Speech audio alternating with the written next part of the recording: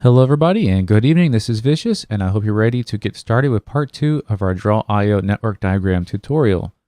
So in review, part 1 was the very basic tutorial on how to use Draw.io so you can create yourself a network diagram. We have a fairly basic one here that I created for myself, and of course you can create anything that your imagination is capable of once you know the basic steps in video part 1.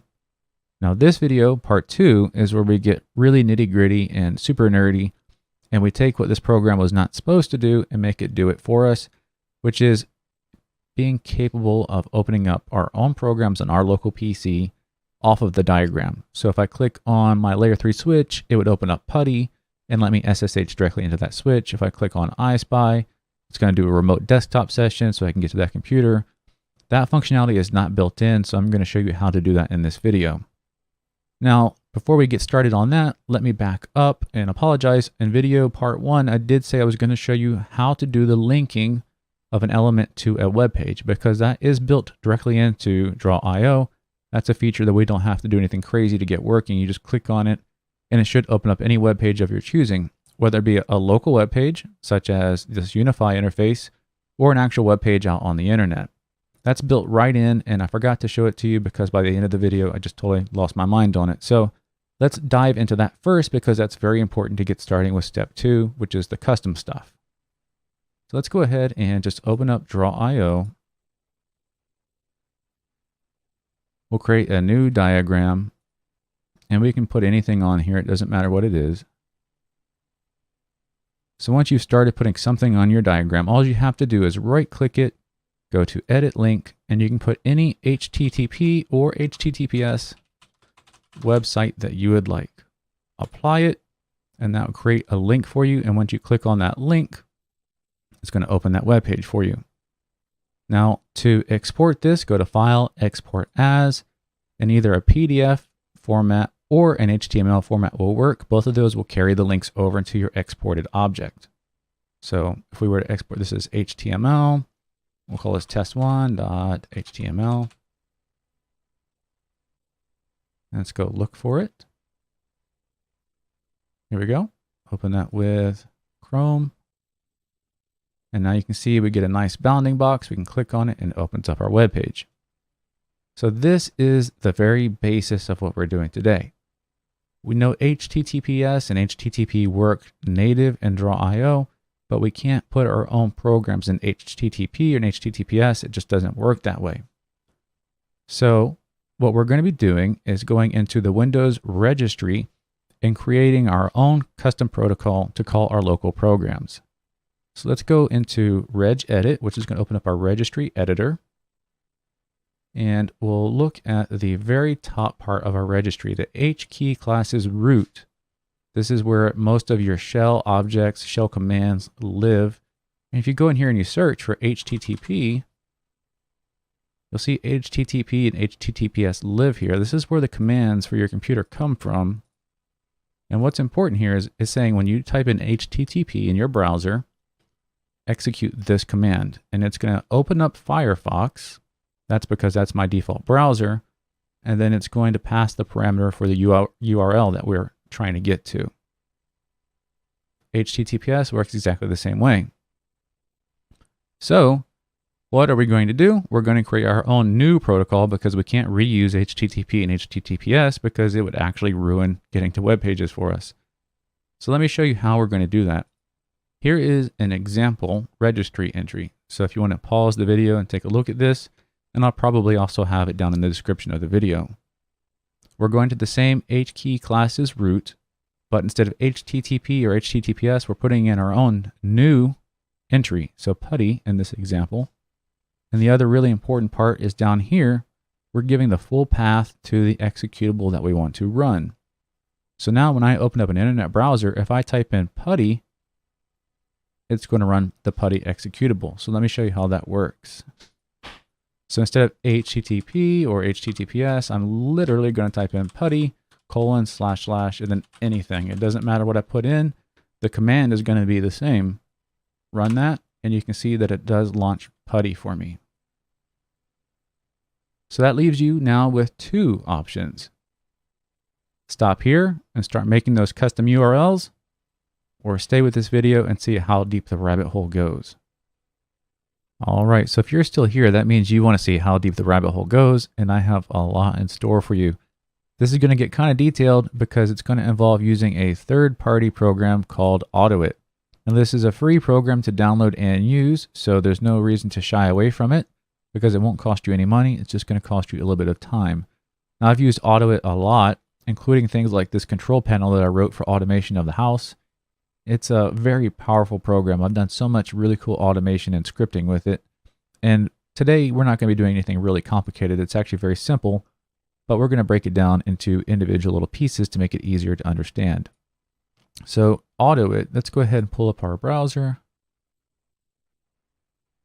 Type in AutoIT, and it'll take you to the AutoIT page.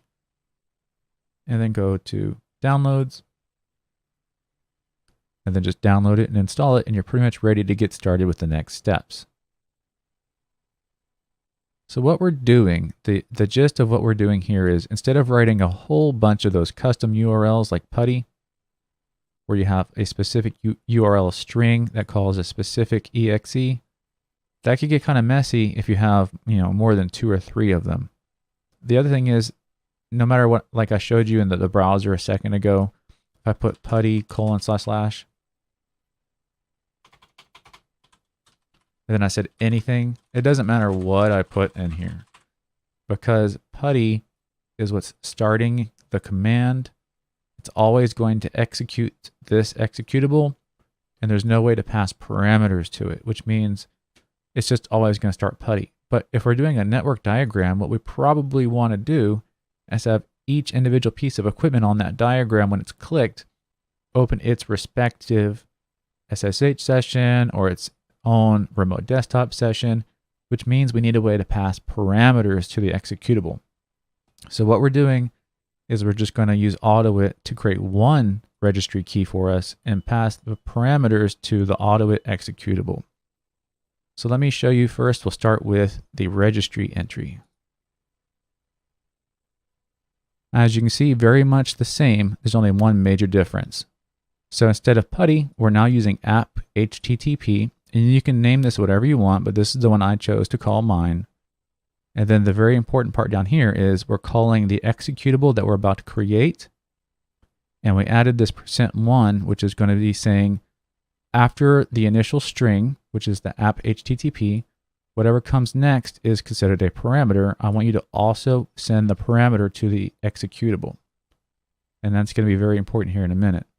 So remember, you can customize this if you want. And if you really want to, I'll probably offer this download as an exe, so you can not have to do any of this yourself. But if you're like me, you probably don't trust downloading an executable from somebody you don't know, and you're going to want to build it yourself, especially in this case when it's going to be so easy. So we've got this app HTTP already installed in my registry. We can just double click it and say yes, and it's in my registry. And we're going to go to our actual script. So let's edit the script and get started line by line and explain it to you. The code for this script literally only needs to be one line. We're running, so we're going to execute whatever that parameter is that we're feeding to it, and that's it. Meaning, let me show it to you, because showing is easier than as far as understanding it. Let's go back to here, right here. So if I go to app HTTP,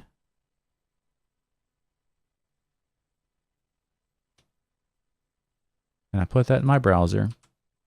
So app HTTP : // and then the path of what I want to execute, it's going to run it for me. Now, what I'm talking about as far as being dynamic, if I give the path of a different executable using the same registry key, which is the app HTTP registry key, I can open up a different executable, in this case, remote desktop. So that's what we're doing. That's very, very important here. It also gives us the ability to pass parameters. So meaning PuTTY, instead of just executing PuTTY by itself, I can tell it to load the preset for my Aruba switch. So let's do that one more time. We'll paste this in. And instead of just opening up PuTTY, it's going to open up PuTTY and automatically load my Aruba preset. So here you can see we're ready to log into the switch. That's the gist of what we're doing. So let's break it down now line by line so you understand how the code works. The first thing is with AutoIT, they have really good help pages on everything. So if I just Google real quick, AutoIT, command line, parameters, we'll surely find the help page in here, probably here. No, let's find it. Right here, here it is. So the command line variable, it tells you what it is. It's an array. The slot 0 on the array tells you how many parameters are being passed. And then from there, each parameter is numbered. So this is your first parameter, your second parameter, your third parameter. That's how that works. So we're doing an include array, which gives us the ability to use this array display command. And I'm going to comment out the run. So at this point, we're not going to be running anything anymore. What we're going to do when we run this now is just simply show what the array looks like. I've also added this in here. Basically, I'm saying command line 0, which tells us the number of parameters being passed. If it's not equal to 1, then I want you to warn me with a message that says I don't have the correct parameters, and then exit the program. So this is kind of an error checking thing. If I put 0 parameters, it's going to give me this message. If I say more than 1 parameter, it's going to give me this message, and it's not going to continue to run any more code because it's going to exit right here. So let's go ahead and save this, and we're going to compile it. And now we're going to go back into our browser. So now it's not going to actually run anything. It's going to just show us our array. So this is what it looks like. The array is that slot 0 shows how many things are included. It was only one thing included. And what was that? And it shows app http:// and then the string and then a slash at the end. So we'll exit the script and we're going to go back now and edit this. So the problem is if I say, let's do a message box real quick. Command line 1. So that's that first parameter. It's going to pop up as a message box now. Compile this again. Go back to the browser. So if I run this, we'll see the array. And after I close this, we'll see the message box. If I try to run this right now, like if I plug this into a command prompt, it's not going to work because it has this extra stuff on it. This app http:// that needs to be trimmed away. We need just the path. And then also we have that slash at the end. We're going to go ahead and trim that away as well so that we're left with only the C drive users all the way to our executable path.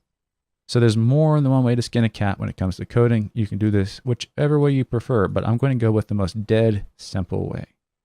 So the first thing we're going to do, I'm going to leave that actually. I'm going to go ahead and comment out the array display. We won't need that anymore. We'll leave the message box up here.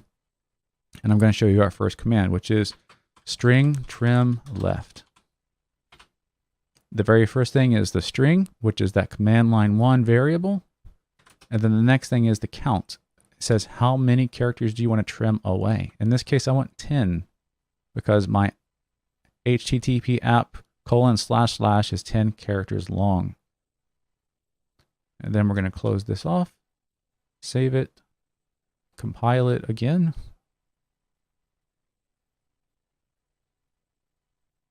And now let's go back and run it. So same thing as before. Here's our message. You see that it now says C drive users, blah, blah, blah. And we get to the end with that slash. I don't think we have to take the slash away, but just in case, I'm going to also do that just to be safe. So we're going to go back into it. And we're going to string trim right. So string trim right. What's the string? The string is that whole entire thing. And how many characters? Just one character. So save it, exit, compile it. And now let's go run it again. Now you can see that we have just the string that we want to execute. C drive users, ViciousXUSMC, desktop PuTTY, and then no slashes, nothing. This is a clean string of what we want to execute.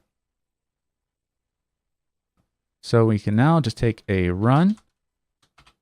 And while we're going to run, this is the program. We can just copy this right out. Place it in there. We'll delete this out.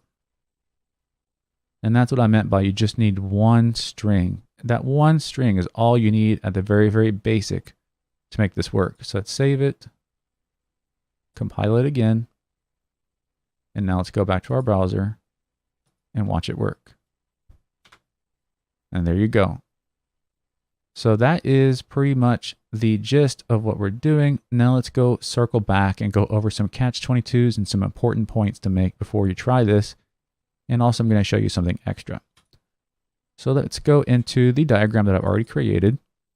And I want to show you one thing real quick. So the web interfaces are great because it opens up a new tab and then that tab loads your browser page. So that works really great for anything that has a web page. However, if we go to, say, our PuTTY session, it opens up that new tab, but then it opens up the PuTTY session. Not a really big deal. Honestly, not a big deal. But if you're going to automate, why not automate everything? So I wanted to automate closing that tab. So let's go back to the program real quick. And I'll kind of show you this little bit of extra code that I wrote. So we'll uncomment this out.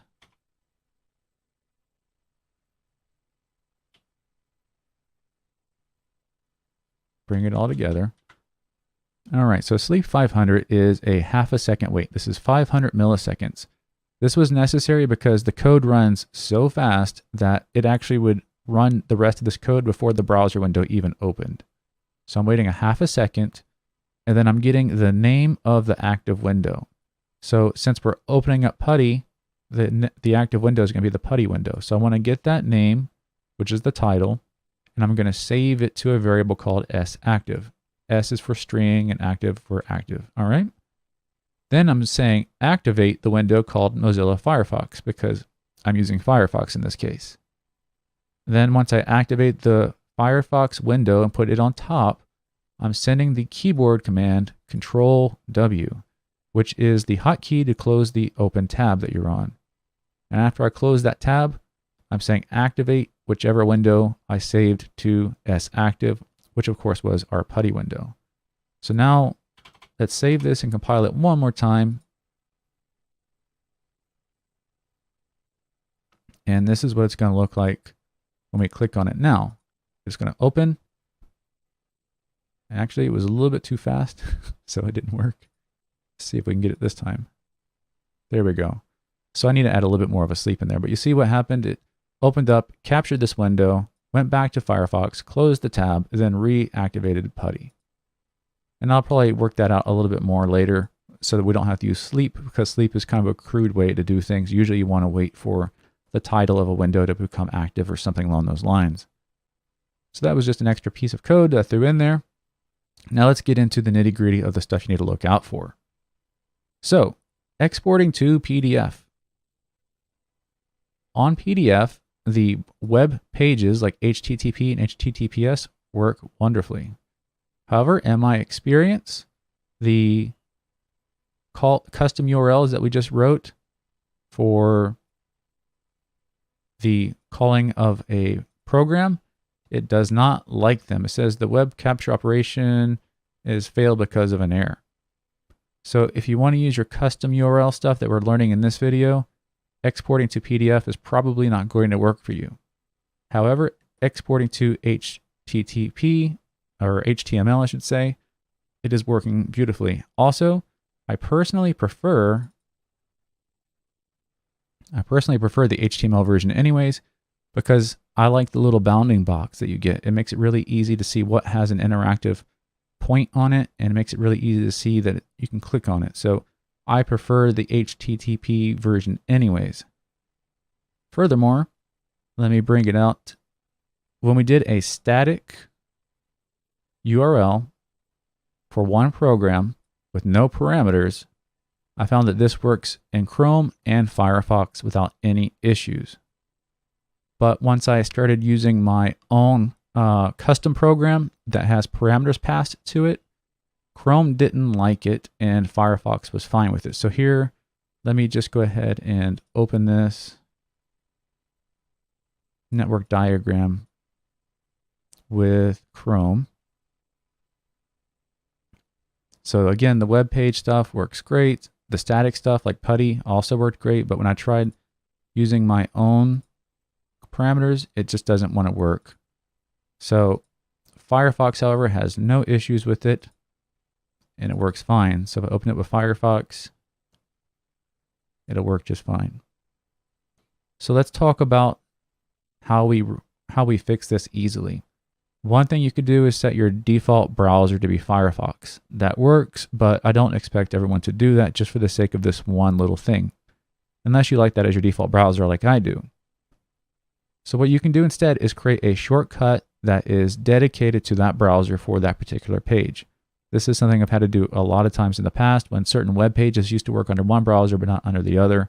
I mean, at one point in time when I worked in IT for a law firm, because there's so many crazy web pages we have to go to, I had like 15 different shortcuts on a desktop for each user, and each one of them used a different browser. So this is how you do that. The easiest thing to do is go to whichever browser it might be, find the path to the executable for that. So in this case, here we go. Here's Firefox. Copy it and go to create a new shortcut. Type that location in, and then the location of whatever your HTML file is. So in this case, it's going to be like C drive, users, ViciousXUSMC. I'm going to cancel out of it and just go to the one I've already made and show it to you. So you can see I'm calling Firefox, and then basically what I'm doing is saying this web page is the parameter that I'm passing to Firefox. So I'm opening up this web page with Firefox. At this point, it doesn't matter what my default browser is, it will always open with Firefox. And that's pretty much it. Time for a bonus round. The video was over, but as I was editing the footage, I found that there's a couple of things I didn't mention that I want to make sure we point them out before the video is over. It's very short and sweet. It doesn't really need to be its own video, and I don't want anyone missing these important points.